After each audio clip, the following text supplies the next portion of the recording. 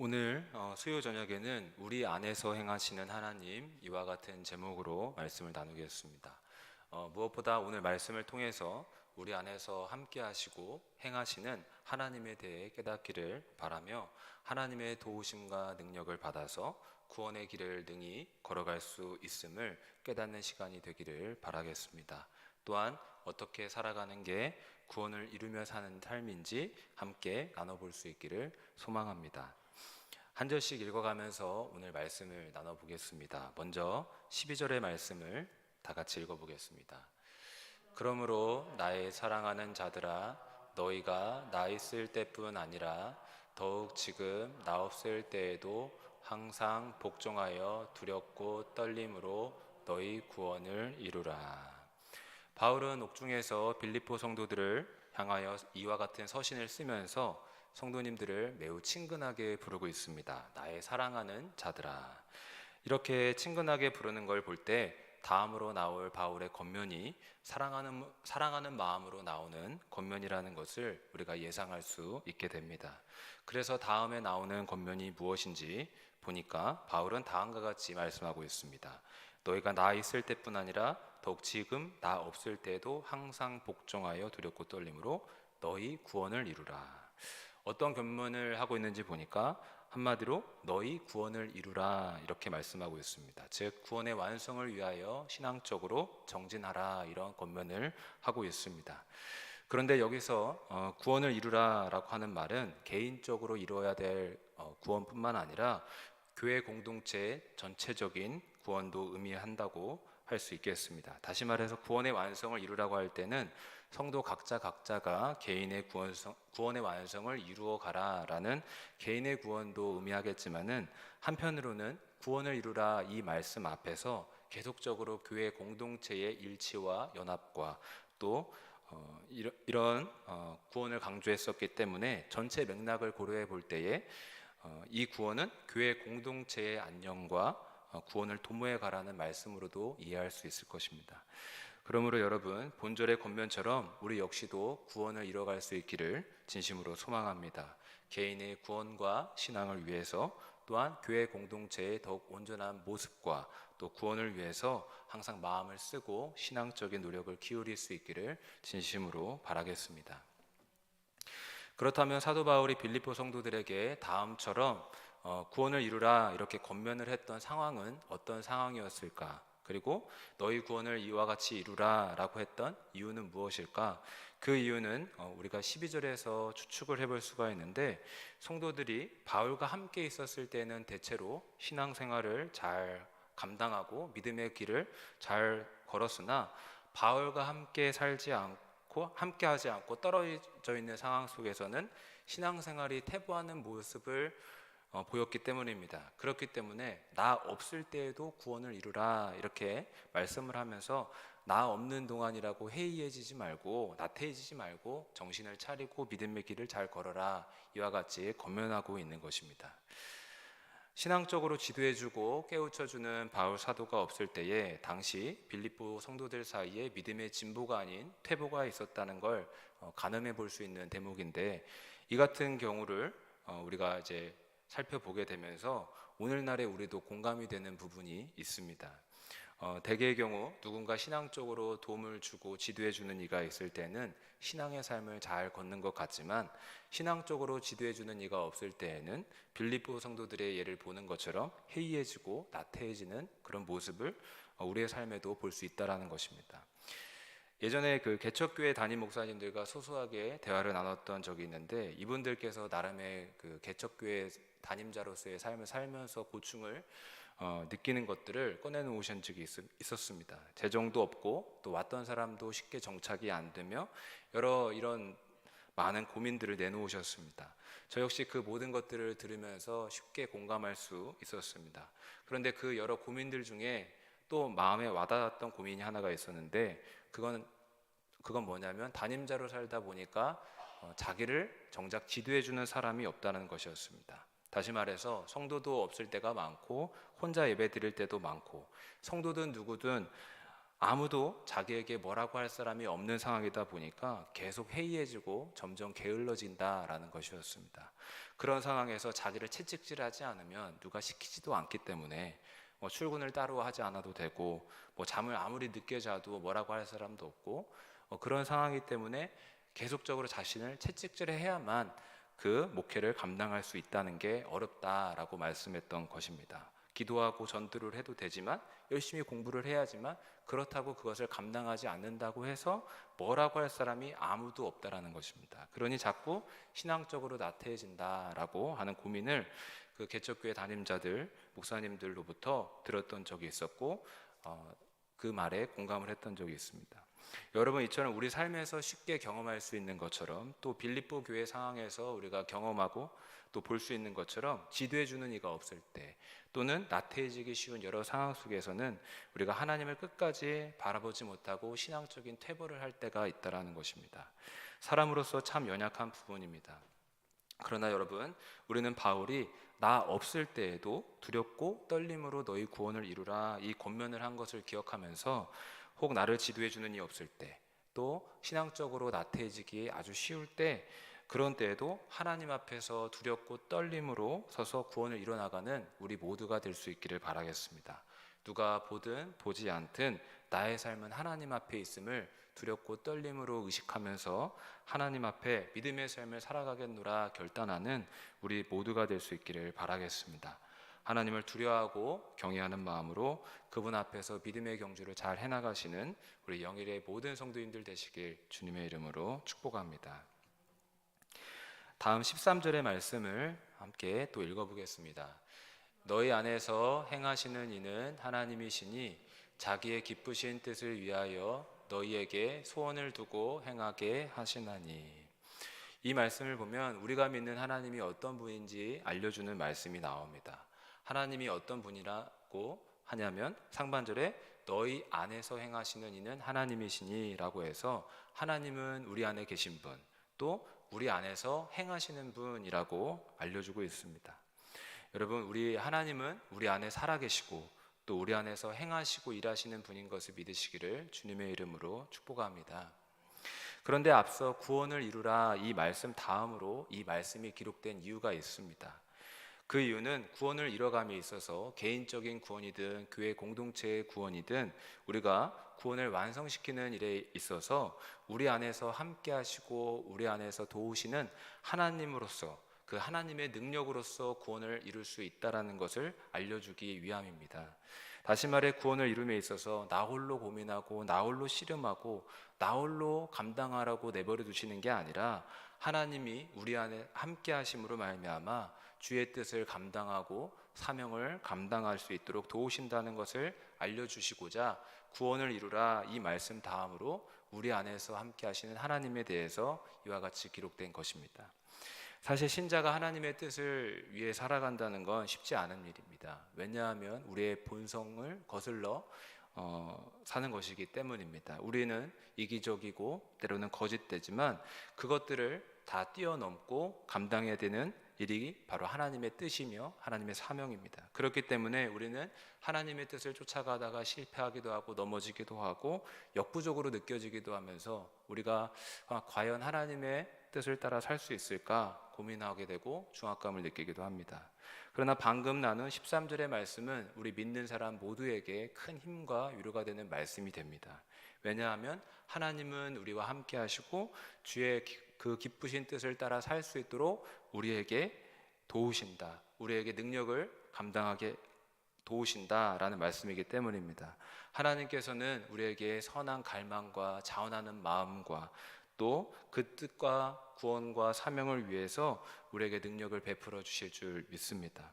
따라서 비록 잠시 넘어졌다고 해도 이러고 있으면 안 되지. 우리가 깨어 기도해야지. 주의 몸된 교회를 위해서 헌신하고 봉사해야지. 사랑해야지.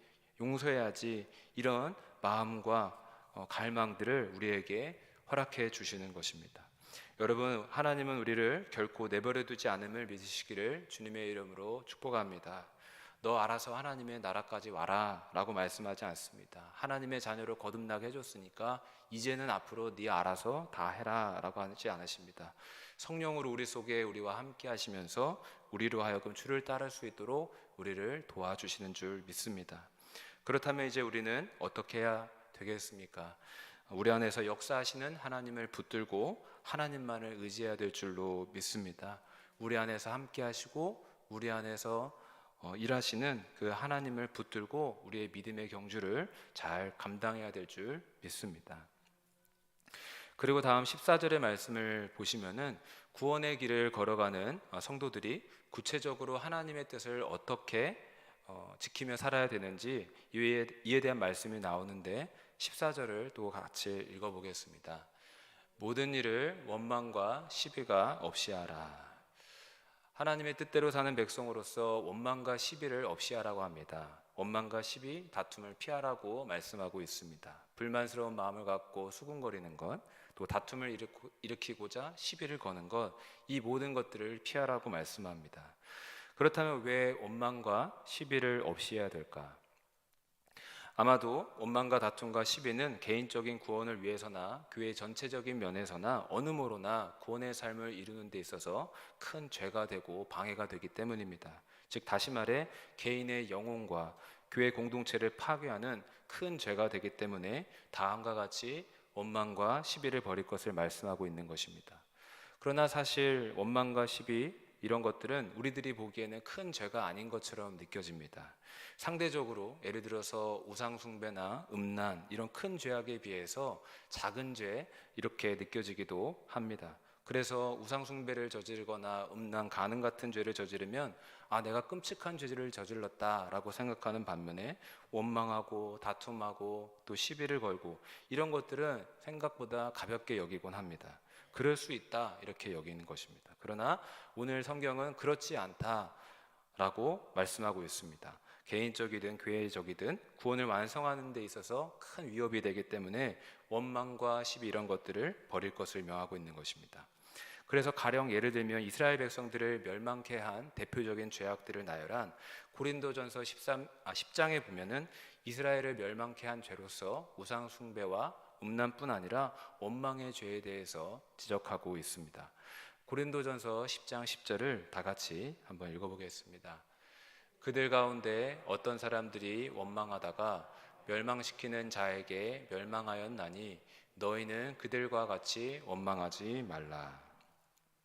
이스라엘 백성들은 하나님의 은혜로 애굽의 노예 생활에서 벗어나서 젖과 꿀이 흐르는 가나안 땅을 향하여 걷는 광야 여정을 감당하게 됩니다. 그런데 그 광야 여정 중에 참으로 많이도 주의 종 모세에게 시비를 걸고 또 원망하며 그렇게 했음을 우리가 성경을 통해서 알 수 있습니다.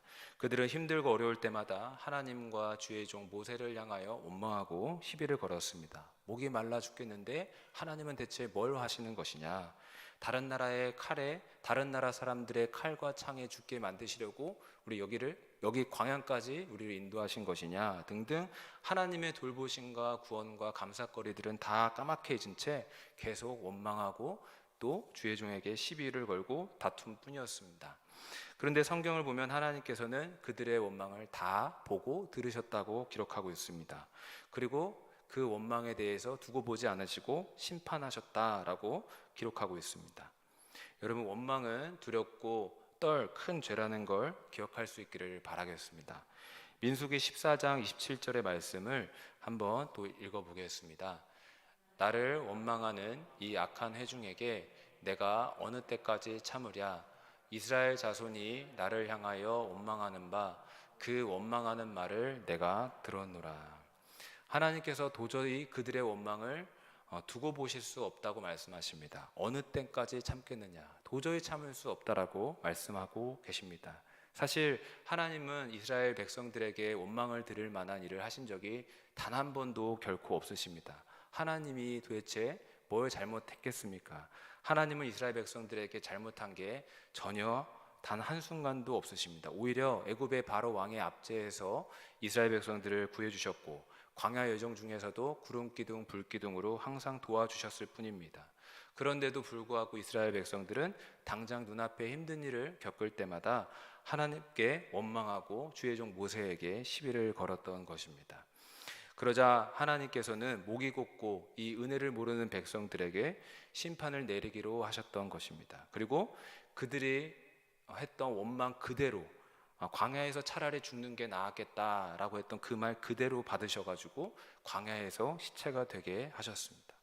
여러분, 우리는 이스라엘의 죄악과 그에 따른 하나님의 심판을 돌아보게 되면서 원망과 시비를 버려야 될 줄로 믿습니다.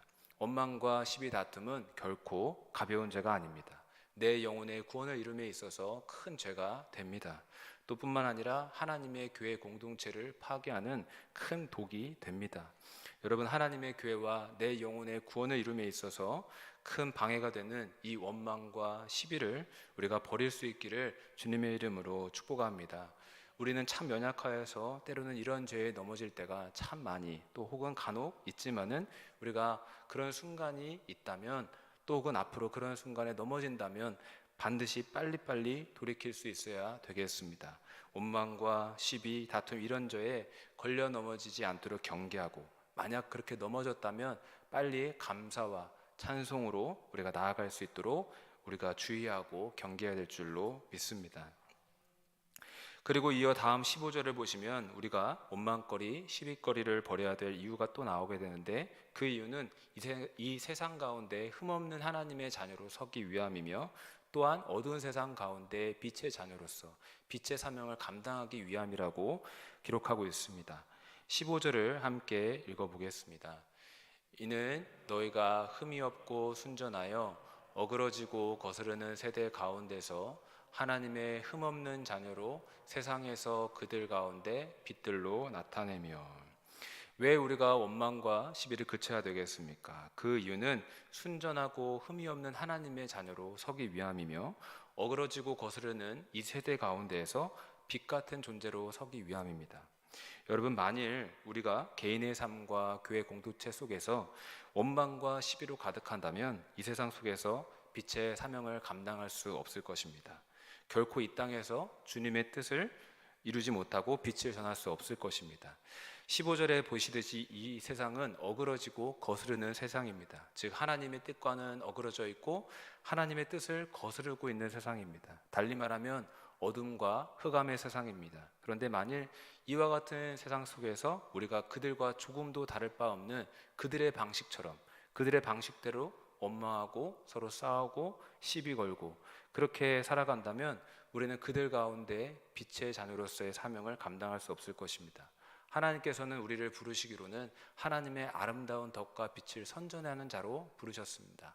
그렇지만 우리가 그들과 똑같이 어둠의 일을 행한다면 우리가 아름다운 하나님의 덕을 선전하지 못할 것입니다. 사명을 온전히 감당하지 못할 것입니다. 그렇기 때문에 바울은 빌립보 성도들에게 원망과 시비를 없이 하라고 말씀하였던 것인데 여러분, 우리도 마찬가지입니다. 우리 역시도 원망과 시비가 아닌 화목과 사랑이 있는 각 자신과 가정과 교회를 이루지 못한다면 이 땅에서 하나님의 아름다운 그 빛과 영광을 드러낼 수 없을 것입니다. 그러므로 여러분, 용서할 수 있도록 또 축복할 수 있도록 또 사랑과 화목을 도모할 수 있도록 우리가 있는 모든 자리에서 가정 속에서 교회 속에서 그렇게 일어나갈 수 있도록 힘쓰시기를 주님의 이름으로 축복합니다. 그리할 때 이 땅에서 하나님의 흠없는 자녀로서 서게 되며 하나님의 빛을 드러내는 사명을 감당하게 될 것입니다.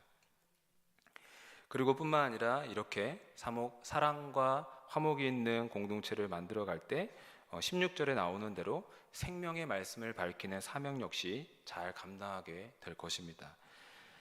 우리 16절의 말씀을 함께 읽어보겠습니다. 생명의 말씀을 밝혀 나의 다름질이 헛되지 아니하고 수고도 헛되지 아니하므로 그리스도의 날에 내가 자랑할 것이 있게 하려 함이라. 여러분, 우리의 사명은 이 땅 가운데 하나님의 생명의 말씀을 밝히는 것임을 이 시간 다시 한번 기억할 수 있기를 주님의 이름으로 부탁드리겠습니다. 사도행전 5장에 보니까 사도들이 감옥에 갇혀 있을 때 주의 사자가 나타나서 기적적으로 초자연적인 역사로 옥문을 열고 그들을 옥에서 빠져나오게 한 사건이 있었습니다. 옥문은 굳게 잠겼고 또 옥문을 지키는 간수들이 있는 상황이었는데, 그럼에도 불구하고 주의 사자가 나타나 기적적으로 사도들을 옥에서 빠져나오게 했던 것입니다. 그런데 그때 주의 사자가 사도들을 구출하면서 부탁했던 말씀이 있습니다. 그것이 무엇이냐면 저 성전에 가서 사람들에게 생명의 말씀을 전하라는 말씀입니다. 그 말씀이 사도행전 5장 20절에 기록되어 있는데, 가서 성전에 서서 이 생명의 말씀을 다 백성에게 말하라 하매, 이렇게 생명의 말씀을 전할 것을 주의 사자가 사도들에게 말씀하고 있습니다. 생명의 말씀을 전파하는 게 하나님의 교회의 사명이자 하나님의 뜻이었기 때문에 하나님께서는 굳게 닫혔던 옥문까지 여셨던 것입니다. 여러분, 우리의 사명은 생명의 말씀을 밝히는 것임을 이 시간 다시 한번 기억할 수 있기를 바라겠습니다.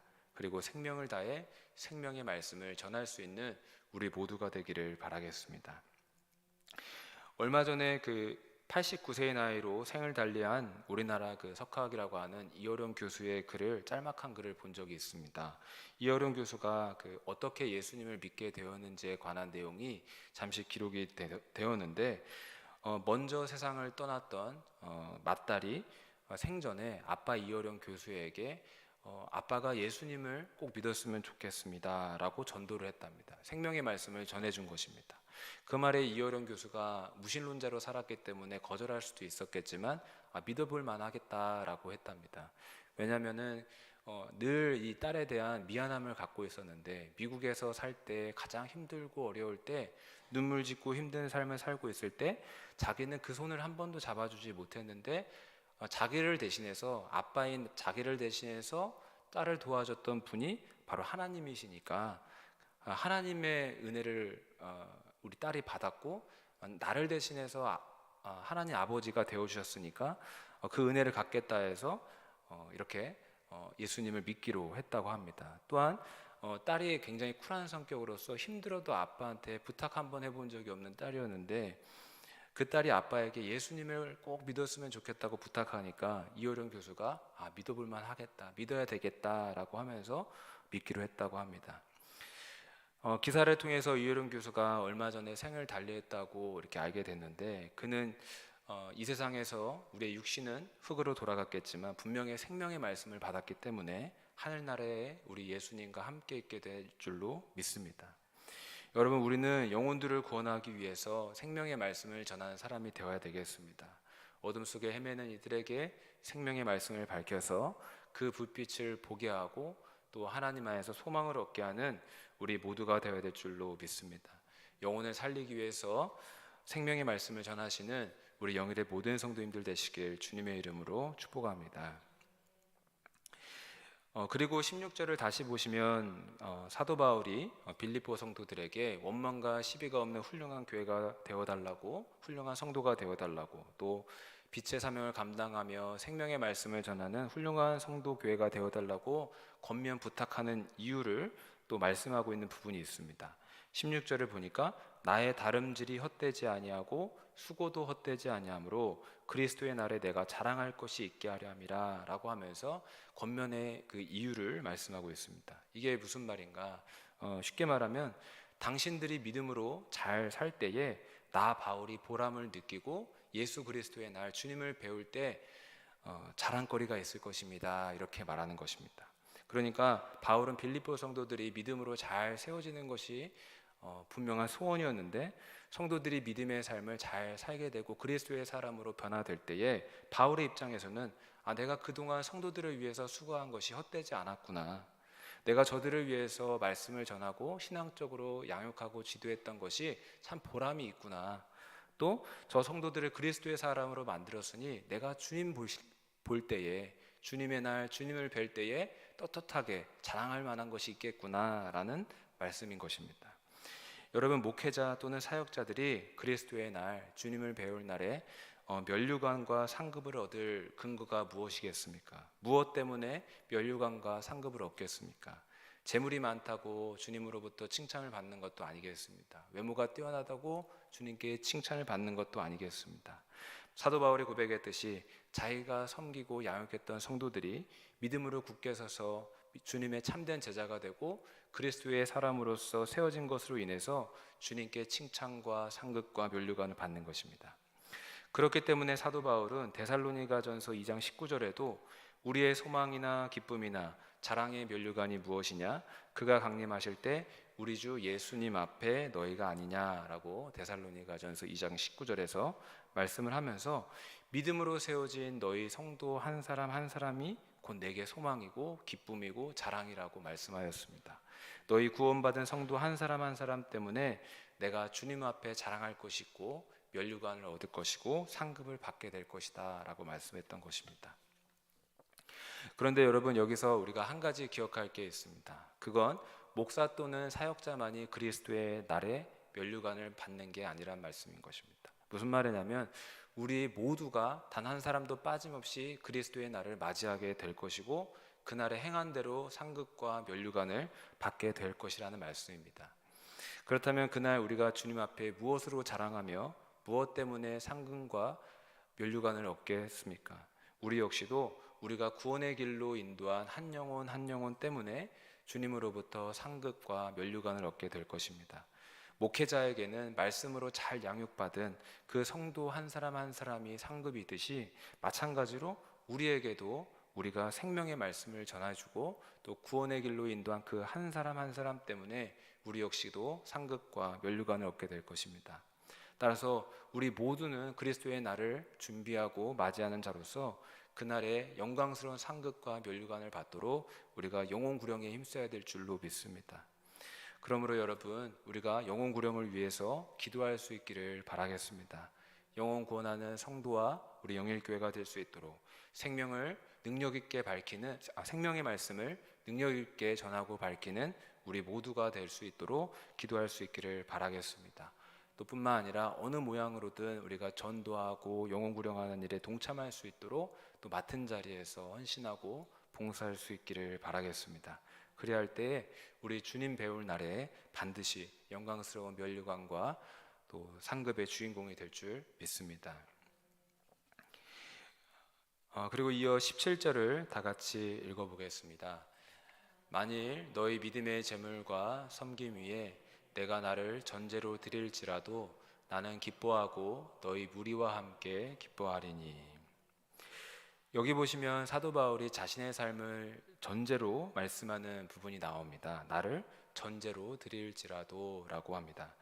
전제가 무엇인지 구약 제사를 살펴보면은 전제는 구약 제사 방법 중에 하나입니다. 번제, 소제, 화목제, 속제제, 속건제 이렇게 구약에 5가지 제사의 종류가 있다면 제사를 드리는 4가지의 제사 방법이 있는데 화제, 요제, 거제, 전제가 있었는데 그 중에 하나인 것입니다. 전제는 이 4가지 제사 방법들 중 하나로서 제사의 마지막 단계에 포도주나 피, 독주를 제물 위에 붓는 그런 제사 방법을 말합니다. 그리고 이 전제는 자신의 온몸과 심령을 하나님께 쏟아 붓는다라는 그런 의미를 가지고 있습니다. 속죄에 대한 감사와 기쁨, 또 하나님을 향한 충성과 헌신의 정신이 배어있는 제사 방식인 것입니다. 그렇기 때문에 17절에 너희 믿음의 재물과 섬김 위에 내가 나를 전제로 드릴지라도 라고 말하는 것은 빌립보 성도들의 믿음의 삶을 위해서라면 나를 전제로 드리겠다. 다시 말해 내 모든 것을 쏟아붓겠다. 내 모든 것을 쏟아부어 희생할지라도 기뻐할 것이다 라고 말씀하고 있는 것입니다. 바울의 순교자적인 희생 정신을 느낄 수 있는 대목입니다. 그러면서 18절에 이와 같이 너희도 기뻐하고 나와 함께 기뻐하라 이렇게 말씀하고 있는데 자신이 전제와 같이 모든 것을 쏟아붓고 희생하는 그것이 슬프지 않고 기쁜 일이니 너희도 혹 내가 희생하고 순교한다 할지라도 슬퍼하지 말고 기뻐하라 라는 말씀을 하고 있습니다. 이 말씀을 통해서 사도 바울이 어떤 사람이었는지 우리가 알 수 있게 되는 것 같은데 그가 왜 이렇게까지 희생하고 자신을 하나님 앞에서 쏟아 부었는가 이렇게 생각해 볼 때에 그 이유를 더듬어 찾아보면은 아마 그는 하나님의 부르심을 알았기 때문인 것 같습니다. 자기가 그리스도의 복음을 위해서 선택받고 또 내가 할 일은 그리스도의 복음을 전하는 것이다 라는 것을 분명히 알았기 때문이었을 것입니다.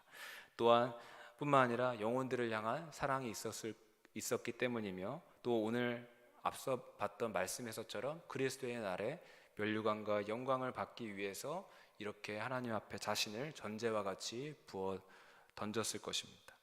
여러분, 오늘 시간 사도 바울의 이와 같은 위대한 신앙과 삶을 살펴보게 되는데, 우리 역시도 하나님께서 쓰셨던 이 한 사람의 발자취를 따라가면서 자신을 온전히 쏟아부을 수 있는 헌신과 충성의 사람이 될 수 있기를 소망하겠습니다.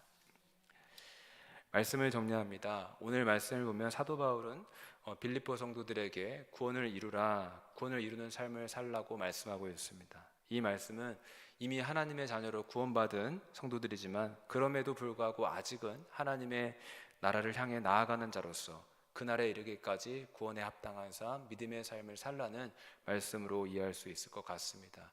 끝까지 하나님의 나라를 향하여 끝까지 견디는 자라의 구원을 받으리라, 끝까지 살아계신 하나님에게서 떨어질까 주의하라 라는 그런 말씀처럼 큰 구원을 등한히 여기지 않고 이 구원의 길을 끝까지 잘 감당하라고 하는 말씀인 것입니다. 따라서 사도 바울은 그런 삶을 위해서 원망과 시비를 버릴 것, 또 어두운 세상 가운데 빛의 사명을 감당할 것, 생명의 말씀을 밝히며 나아갈 것, 이런 등등의 하나님의 뜻대로 살아가는 사명의 삶에 대해서 말씀해 주었습니다. 그리고 빌립보 성도들이 그런 믿음의 삶을 하나님 앞에 제물로 드리기까지 나를 전제와 같이 부어오며 희생하고 순교하겠다라고까지 말씀하는 것을 오늘 말씀을 통해서 보게 되었는데, 여러분, 오늘 우리가 이 본문의 말씀처럼 우리 역시도 구원을 이루며 나아가는 삶이 될 수 있기를 바라겠습니다. 믿음의 삶을 끝까지 견디며 나아갈 수 있기를 바라겠습니다. 그런데 그 일을 감당하는 것은 우리 스스로의 능력과 우리 스스로의 그런 씨름으로만 감당해야 되는 게 아니라, 무거운 짐이 아니라 우리 안에서 함께 하시는 하나님으로 말미암아 감당할 수 있는 일인 줄로 믿습니다. 우리 안에서 행하시는 이는 하나님이십니다. 그리고 하나님은 그 기쁘신 뜻을 위하여 우리에게 소원을 주시고 자원하는 마음과 갈망을 주시고 또 능력을 공급해 주시면서 우리가 하나님의 사명을 잘 감당하며 이 구원을 이루며 살아갈 수 있게 해주시는 줄로 믿습니다. 따라서 이 시간 우리가 우리 주님을 붙잡을 수 있기를 바라겠습니다. 우리 앞에 놓여있는 이 믿음의 경주를 끝까지 잘 견디고 감당할 수 있도록 우리 안에서 일하시는 하나님을 붙잡고 성령의 충만함을 구하며 나아갈 수 있기를 바라겠습니다. 사도 바울이 골로새서 말씀에서 했던 말씀이 한 가지가 있는데, 내 속에서 능력으로 역사하시는 이의 역사를 따라서 내가 힘을 다하여 수고하노라 라고 했던 말씀이 있습니다.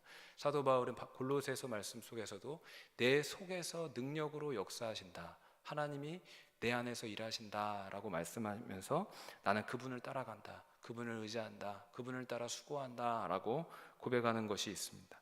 여러분, 우리는 구원의 여정을 걸어가고 있습니다. 이 길은 예수님이 말씀하신 대로 쉽지는 않은 길입니다. 좁은 길입니다. 하지만 이 길 끝에 분명히 생명이 있는 줄로 믿습니다. 영생이 있는 줄로 믿습니다. 이 길을 우리 안에 살아계시고 또 우리를 도우시는 그 하나님으로 말미암아 감당하시고 걸어가시기를 주님의 이름으로 축복합니다. 기도하시겠습니다.